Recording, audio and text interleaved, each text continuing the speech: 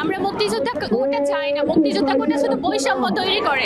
এখানে যারা কোটাদারি তাদের সাথেও বৈষম্য হচ্ছে, যারা কোটাদারি নয় তাদের সাথেও বৈষম্য হচ্ছে। তাই আমরা সকল প্রকার কোটার বিলুপ্তি চাই। আমরা কেউ রাজাকারের সন্তান না, আমাদের অনেকের বাবা মুক্তিযোদ্ধা। এখন তারা তাদের মুক্তিযুদ্ধের বিনিময়ে আমরা কেন কোটা আদায় করবো, তাই না? মুক্তিযোদ্ধারা যুদ্ধ করেছেন দেশটাকে ভালোবেসে, কোনো দেশের আশাকে করেছেন, তাহলে তো সেটা আর দেশপ্রেম থাকতো না, তাই নাকি? তো আর আপনি দেখেন যে ৫০% কোটা, ৫৬% কোটা, এটা কি মানে যুক্তিসঙ্গত? কোনো দিক থেকেই না। যদি অন্যান্য দেশে আমরা হিসাব দেখি যে তারা সর্বোচ্চ ৩০ বছর পর্যন্ত তাদের লিবারেশন হওয়ার হিরোদেরকে সুযোগ সুবিধা দেয়, এরপরে তারা সেটাকে ধীরে ধীরে মিনিমাইজ করে, ঠিক আছে, বা বিলোপ করে। আমাদের দেশে কি হচ্ছে? তারাও জানতো যে যখন আপনি একটা দেশের জনগণকে বিশেষ সুবিধা দিবেন একটা বৈষম্য তৈরি হবে, যেটা এখন হয়েছে।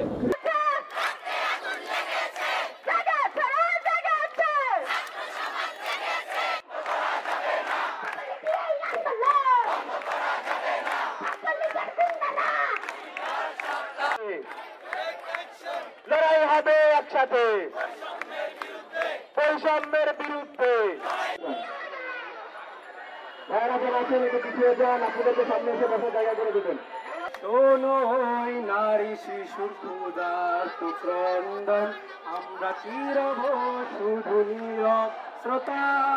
শোনো ওই নারী শিশুর ক্ষুধার্ত ক্রন্দন, আমরা কি রব শুধু নীরব শ্রোতা। শত্রুর শিবিরে হানো হানো প্রহরণ, হোক না নিহত রণ বন্ধু ভ্রাতা। শোনো নারী শিশুর ক্ষুধার্ত ক্রন্দন, আমরা কি রব শুধু নীরব শ্রোতা। শত্রুর শিবিরে হানো হানো প্রহরণ, হোক না নিহত রণ বন্ধু ভ্রাতা। যত সাম্রাজ্যের